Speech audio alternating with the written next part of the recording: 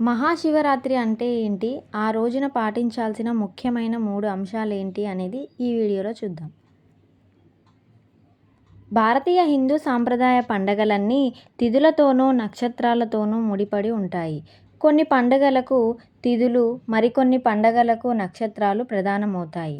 ఈ పద్ధతిలో ప్రతి నెల చాంద్రమాసము ప్రకారం కృష్ణపక్షమిలోని ప్రదోష వ్యాప్తి గల చతుర్దశి తిథిని మాసశివరాత్రి అంటారు. ఇది శైవులకు ఉపవాస వ్రతములకు ముఖ్యమైనదిగా భావించి శివుణ్ణి కొలుస్తారు. సూర్యాస్తమ సమయమునకు పరమందు 6 ఘడియలను ప్రదోషకాలం అంటారు. మాఘమాసములో కృష్ణపక్ష చతుర్దశి అర్ధరాత్రి వ్యాప్తి చెంది ఉన్న రోజును మహాశివరాత్రిగా పరిగణించబడునని ధర్మసింధువు వంటి శాస్త్రగ్రంథాలు చెబుతున్నాయి. అమావాస్యకు ముందే వచ్చే కృష్ణపక్ష చతుర్దశి నాడే శివరాత్రి జరుపుకోవాలని శాస్త్ర నిర్ణయము. సంక్రాంతి పండుగ తర్వాత వచ్చే పండుగలలో ముఖ్యమైనది మహాశివరాత్రి.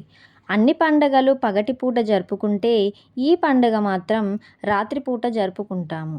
మహాశివరాత్రి రోజున అర్ధరాత్రి 12 గంటలకు జ్యోతి స్వరూపుడైన శివుడు లింగ రూపంలో దర్శనమిచ్చే పవిత్ర పర్వదిన కాలం.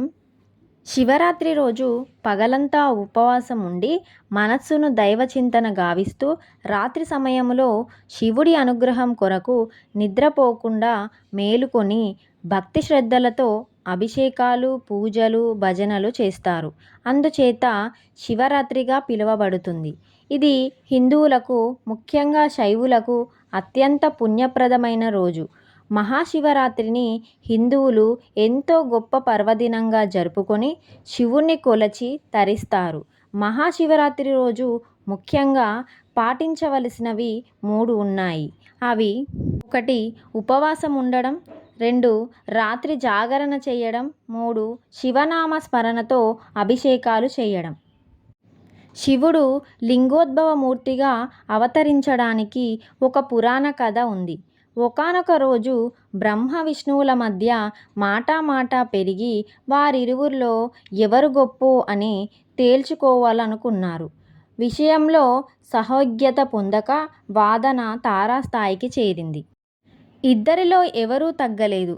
ఇదంతా చూస్తున్న శివుడు వారికి తన శక్తిని చూపించాలని మాఘమాస చతుర్దశి తిథి రోజున ఇద్దరికీ మధ్య జ్యోతిర్లింగ రూపం దాల్చాడు.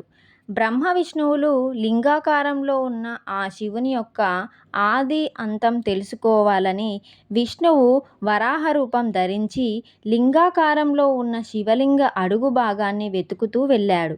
మరోవైపు బ్రహ్మ తన హంసవాహనమెక్కి ఆకాశమంతా తిరగడం ప్రారంభించాడు. వీరిద్దరూ ఎంత ప్రయత్నించినా ఆ లింగం యొక్క మొదలు చివర ఏదో అని తెలియక వెతుకుతూ అలసిపోయారు.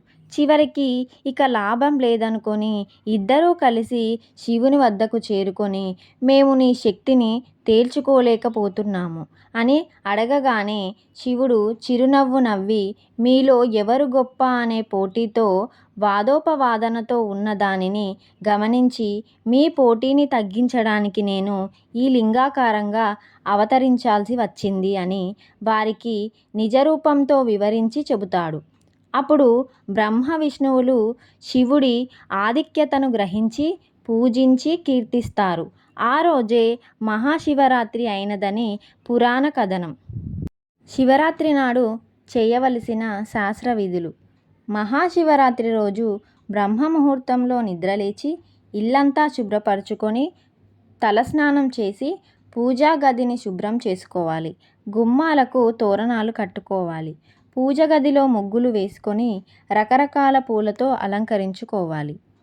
లింగాకారంలో ఉన్న శివునికి శుద్ధ జలంతో, ఆవు పాలతో, పంచామృతంతో, వివిధ పూజా ద్రవ్యాలతో, పుష్పాలతో అభిషేకించుకొని ముఖ్యంగా మారేడు దళాలను, బిల్వపత్రాలను, తుమ్మి పూలను, గోగిపూలు, తెల్లని, పచ్చని పూలతో శివనామాలను కానీ పంచాక్షరి మంత్రమైన ఓం నమఃశివాయ అని స్మరిస్తూ పూజించాలి.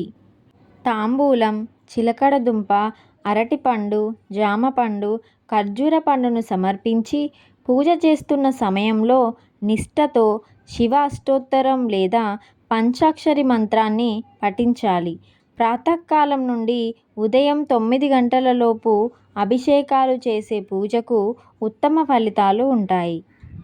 మననం చేసే వారిని కాపాడేది మంత్రం అంటారు కాబట్టి పరమేశ్వరుణ్ణి మనసులో నిరంతరం మననం చేసుకోవడం వలన అష్టైశ్వర్యాలు, సుఖ సంతోషాలు, భోగభాగ్యాలు కలుగుతాయి. శివరాత్రి రోజు అర్ధరాత్రి 12 గంటలకు లింగోద్భవ సమయం. ఈ సమయంలో గనుక శివుణ్ణి అభిషేకిస్తే పునర్జన్మ ఉండదని ప్రతీతి. శివుడు అభిషేక ప్రియుడు. స్వామికి భక్తితో నీళ్లతో అభిషేకం చేసినా చాలు తమ భక్తుల భక్తికి స్వామి పొంగిపోతాడు. అందుకే శివుణ్ణి బోలా శంకరుడు అని అంటారు. భగవత్ పూజకు భక్తి ప్రధానం అని అర్థం చేసుకోవాలి. సాయంత్రం 6 గంటల నుండి మరుసటి రోజు ఉదయం 6 గంటల వరకు భక్తి శ్రద్ధలతో శివనామాలను, శివపురాణం మొదలగునవి చదువుకుంటే విశేష ఫలితాలు పొందుతారు. మహాశివుడు అనేవాడు మాతృవాత్సల్యం కలవాడు. అంటే తల్లి తన బిడ్డను ఏ విధంగా రక్షించుకుంటుందో శివుడు తన భక్తుల భక్తికి పరవశించి కోరిన కోరికలను తీరుస్తూ రక్షిస్తూ ఉంటాడు.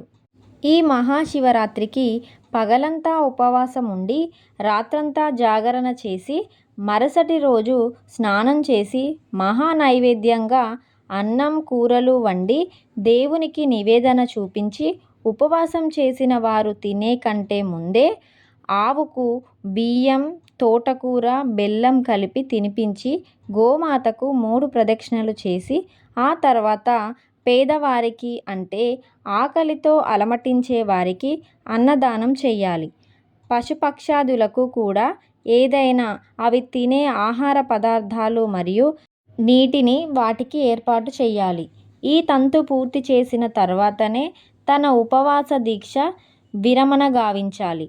ఈ పద్ధతిలో చేస్తే ఎంతో పుణ్యప్రదంతో పాటు సమస్త గ్రహదోష నివారణ కలిగి దైవానుగ్రహం పొందుతారు. ముఖ్యంగా మనకు ఉన్న ఆకలి సాటివారికి కూడా ఉందని గ్రహించి భగవంతుని అనుగ్రహం వలన మనకు కలిగిన దానిలో, మనకున్న సంపదలో లోక కళ్యాణార్థం మన వంతుగా కర్తవ్య బాధ్యతను చేపడితే ఆ భగవంతుడు మన దాన ధర్మ బుద్ధికి మెచ్చి కోరిన కోరికలు తీర్చి అన్ని విధాల రక్షణగా తోడు నీడగా నిలుస్తాడు. ఓం నమః శివాయ. మా వీడియోస్ మీకు నచ్చినట్లయితే ప్లీజ్ లైక్, షేర్, సబ్స్క్రైబ్.